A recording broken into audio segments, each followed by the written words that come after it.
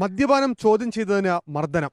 ഒരു കുടുംബത്തിലെ സ്ത്രീകളെ അടക്കം വീട് കയറി ആക്രമിച്ചിരിക്കുകയാണ് 20ഓളം വരുന്ന അക്രമി സംഘം. കൊല്ലം ചവറ ശങ്കരമംഗലത്താണ് ഈ അക്രമ പരമ്പര അരങ്ങേറിയത്.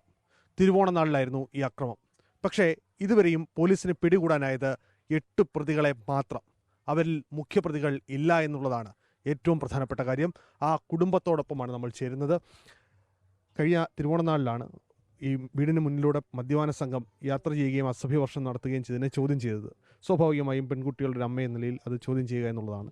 ചോദ്യം ചെയ്ത സമയത്ത് എന്താണ് പിന്നീട് ഉണ്ടായത്?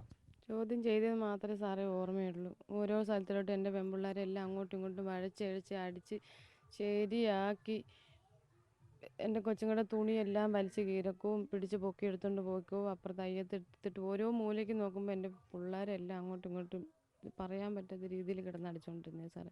ഇതൊരു ഭാര്യയും ഭർത്താവും ഒന്നല്ല, എന്തോ ഞാൻ പറയണ്ട അതുപോലെയാണ് അത് 6 വയസ്സുള്ളൊരു കൊച്ചിനെയും 13 വയസ്സുള്ളൊരു കൊച്ചിനെയും 17 വയസ്സുള്ള കൊച്ച് 18 വയസ്സുള്ള മൂത്ത കൊച്ചിനാണ്. എനിക്ക് തീരെ വയ്യാത്തൊരു കൊച്ചാണ് എൻ്റെ കൊച്ച്. 6 വയസ്സുകാരൻ മുതൽ 35കാരിക്ക് വരെ ആക്രമണം നേരിടേണ്ടി വന്നു. എല്ലാ എണ്ണത്തിനെ നിരത്തി അന്ന് അടിയായിരുന്നു. എന്ന് വെച്ചാൽ എൻ്റെ ഇടയ്ക്ക് നിന്ന് +2 പഠിക്കുന്ന ആൺപിള്ളേർ പെൺപിള്ളേരും എല്ലാം പഠിക്കാൻ പോകുന്ന പെൺപിള്ളേരാണ്. ജാതി പറഞ്ഞായിരുന്നു രണ്ടാമത് പറഞ്ഞുകൊണ്ടാണ് ഈ അടിയുടെ ഇടയ്ക്ക് മൊത്തം ഈ ജാതി പറച്ചിലുണ്ട്. 3-4 പേര് ആദിവാസി കുറഞ്ഞ ജാതിക്കാരാണ് എന്ന് പറഞ്ഞിട്ട് ഈ ജാതിക്കാരൊന്നും ഇവിടെ വേണ്ട.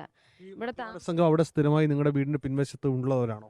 ഇത് അവിടെ ഇരുന്നാണോ മദ്യപിക്കുന്നത്? ഞങ്ങളുടെ വീടിൻ്റെ ബാക്ക് വശത്ത് 2 വീടുണ്ട്. പഴയ വീടാണ്. പക്ഷേ ആ വീട്ടിലൊന്നും ആൾ താമസമില്ലാത്ത വീടാണ്. അവിടെ നിന്നിട്ടാണ് ഇവത്തുങ്ങളെല്ലാം വെള്ളമടിയും ഭയങ്കര പാട്ടും കൂത്തുമല്ല. അന്നത്തെ ദിവസമാണ്, ഓണത്തിൻ്റെ അന്നത്തെ ദിവസമാണെന്നുണ്ടെങ്കിൽ സാധാരണ ഒരു 5-6 പേരൊക്കെ ഇരുന്ന് വെള്ളമടിച്ച് പാട്ടും കൂത്തും വെക്കുന്നതാണ് കണ്ടിട്ടുള്ളത്. ഓണത്തിൻ്റെ അന്നാണെങ്കിൽ 10-35 പേരുണ്ടായിരുന്നു. ഇവത്തുങ്ങളെല്ലാവരും വന്നവരും പോയവരും എല്ലാം ആ നാട്ടിലുള്ള പെണ്ണുങ്ങളും ആണുങ്ങളാണെങ്കിൽ മാറി നിന്ന് നോക്കുന്നതല്ലാതെ എന്തുവാ കാര്യം, എന്തോ പറ്റിയതാന്ന് പോലും ഒരുത്തരും ചോദിച്ചിട്ടില്ല. അവിടെ നിന്ന് ഞങ്ങൾ ചവറ പോലീസ് സ്റ്റേഷനിൽ വരുന്നവരെ ഞങ്ങൾ ഈ ചോര ഒലിപ്പിച്ചുകൊണ്ട് ഈ കൊച്ചുങ്ങളെ പറക്കി കെട്ടിക്കൊണ്ട് ഇട്ട വേഷത്തോടെ ഒരു തുണി പോലും മേത്തിടാനില്ലാത്ത രീതിയിലാണ് ഞങ്ങൾ അവിടെ നിന്ന് ഓടി ഓടി വരുന്നതും സ്റ്റേഷനിൽ കയറുന്നതും ഞങ്ങളുടെ സാറിനെ വിളിച്ച് പറയുന്നതും. ഈ തിരുവോണനാളിൽ ആ വീട്ടിലേക്ക് അതിഥിയായി എത്തിയതാണ്, അവിടേക്ക് ഉണ്ണാനായി അല്ലേ, ഉച്ചയ്ക്ക് ഉണ്ണാനായി എത്തിയതാണ്. അവിടെ എത്തിയപ്പോൾ മർദ്ദനമാണ് ലഭിച്ചത്. ഇങ്ങനെ ഞങ്ങളെല്ലാം പുറത്ത് കാര്യം പറഞ്ഞിട്ടിരുന്നപ്പോഴാണ് ഇവർ ചീത്ത വിളിച്ചുകൊണ്ട് പോയപ്പോൾ ഞങ്ങളുടെ കുഞ്ഞമ്മ ചോദിച്ചത് മാത്രമേ ഞങ്ങൾ കണ്ടുള്ളൂ. പിന്നെ അങ്ങോട്ട് എല്ലാ എണ്ണം ബാക്കും കൂടെ ഫ്രണ്ടിൽ കൂടെ എല്ലാ എണ്ണം വന്ന് ആണിനെയും പെണ്ണിനെയും അവിടുത്തെ പെണ്ണുങ്ങളും വന്നടിച്ച് എല്ലാ എണ്ണം അടിക്കുമായിരുന്നു. ചെരുപ്പ് ഊരിയും പിന്നെ തലമുടിയെല്ലാം ഉപയോഗിച്ചിട്ട് ശേഷമാണ് ഇവരുടെ മർദ്ദനമെല്ലാം ആണ്. അങ്ങനെ ഭയങ്കര അടിയായിരുന്നു. കൊണ്ടുപോയി അടിക്കും, നമ്മുടെ കൺവട്ടത്തു നിന്ന് കൊണ്ടുപോയി അടിക്കുമായിരുന്നു. അങ്ങനെ ചേട്ടനെ ആണെങ്കിൽ വീടിൻ്റെ ബാക്കിൽ കൊണ്ടിട്ട് അടിച്ചത്. പിടികൂടിയ പ്രതികളെല്ലാം നിങ്ങൾ കണ്ടായിരുന്നു? എല്ലാണത്തിനെ അറിയാം, പക്ഷേ 8 പേരെ പിടിച്ചിട്ടില്ല. പക്ഷേ ഈ മെയിനായിട്ടുള്ളവരെ പിടിക്കണം, അത് ഇതുവരെയും പിടിച്ചിട്ടില്ല. സ്റ്റേഷനിൽ നിന്ന് പോലീസുകാർ എന്താ പറയുന്നത് കാര്യത്തിൽ? ചവറ പോലീസ് സ്റ്റേഷൻ അവർ പറഞ്ഞ് ഇപ്പോൾ 8 പേരെ പിടിച്ചിട്ടുണ്ട്, ബാക്കിയുള്ളവരെ ഒളിവിലാണ്, ഞങ്ങൾ അന്വേഷിച്ചുകൊണ്ടിരിക്കുകയാണ്, ഞങ്ങൾ ഇത്രയും പെട്ടെന്ന് കണ്ടെത്തുമെന്നാണ് പറയുന്നത്. പിടിക്കപ്പെട്ട ഒരാളെ പിന്നീട് ഒഴിവാക്കുകയും ചെയ്തു തോന്നുന്നു അല്ലേ? 9 പേര്.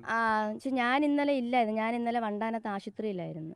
ഞാൻ ഇന്നലെ രാത്രിയിലാണ് വന്നത്, പക്ഷെ മെനഞ്ഞാന്നൊക്കെ പോലീസ് സ്റ്റേഷനിൽ ഞാൻ പോയിട്ടില്ലായിരുന്നു. 9 പേരുണ്ടായിരുന്നു കുണ്ടിയിൽ. 9 പേരുണ്ടായിരുന്നു. ഇന്നലെ രാവിലെ പോയപ്പം അതിനകത്ത് ഒരാൾ മിസ്സായിട്ടുണ്ട്. ചോദിച്ചപ്പോൾ ഒരു സാറ് പറഞ്ഞ് ഞാൻ പുതിയതാണ്, ഞാൻ ഐഡന്റിഫൈ ചെയ്ത ആള് തന്നെയായിരുന്നു. ആയിരുന്നു ആ കൂട്ടത്തിലുള്ളയാണ്. വന്നപ്പോൾ ഞാൻ പറഞ്ഞായിരുന്നു, കണ്ടപ്പോൾ ഞാൻ പറഞ്ഞായിരുന്നു ഇത് ലഭിക്കണമെന്നുള്ള ഒരു ആവശ്യമാണ് പോലീസിന് മുമ്പാകെ വെക്കുന്നത്. അതാണ് വേണ്ടത്. പിന്നെ എന്ന് വെച്ചാൽ പിള്ളേരൊക്കെ പിടിച്ചതും ഒരു സൈഡ്. പിന്നാണെന്നുണ്ടെങ്കിൽ ബാക്കി അവിടെ സ്ഥിരമായി തന്നെ ഉണ്ടായിരുന്നോ നേരത്തെ? സ്ഥിരമായിട്ട് ഒരു ദിവസം പോലും മുടക്കമില്ലാതെ സ്ഥിരമായിട്ട് ഇവന്മാരും അവിടെ കിടന്ന് വെള്ളമടിയും കാര്യങ്ങളൊക്കെയാണ്.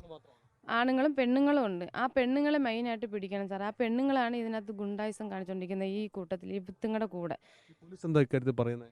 പെണ്ണുങ്ങളുടെ കാര്യം ചോദിച്ചപ്പോൾ അവർ പറയുന്നത് ആ പെണ്ണുങ്ങളെ പിടിക്കാം എന്ന് മാത്രമേ ഉള്ളൂ, പക്ഷെ പെണ്ണുങ്ങളെ പിടിച്ചിട്ടില്ല.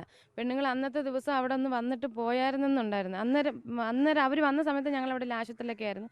എന്നാലും അവരെ പിടിച്ച് അവിടെ നിർത്തിയിട്ടുമില്ല, ഒന്നും ചോദ്യം ചോദിച്ചിട്ടുമില്ല. പെണ്ണുങ്ങൾ പക്ഷെ അവിടെ ഇന്നലെ ഞങ്ങൾ പോയായിരുന്നു, തുണി എടുക്കാൻ പോയപ്പോൾ അയലത്തുകാരെല്ലാം ഞങ്ങളടുത്തുനിന്ന് പറയുന്നത് ഇവിടെ സ്ഥിരമായിട്ട് ഇതുള്ളതാ മോളെ, ഞങ്ങൾക്ക് ഈ കാര്യത്തിലൊന്നും വന്ന് ഇടപെടാൻ പറ്റത്തില്ല. ഞങ്ങൾ ഇടപെട്ട ഞങ്ങളുടെ അവരെ പേടിച്ചാണ് ബാക്കിയുള്ളവരവിടെ ജീവിക്കുന്നത്. ഞങ്ങൾ ആരെങ്കിലും ഇടപെട്ട ഞങ്ങളുടെ വീട്ടിൽ കയറി അവർ ഞങ്ങളെ അടിക്കും. ഇവിടെ സ്ഥിരമായിട്ടുള്ളതാ മക്കളെ എന്നാണ് അവർ പറയുന്നത്.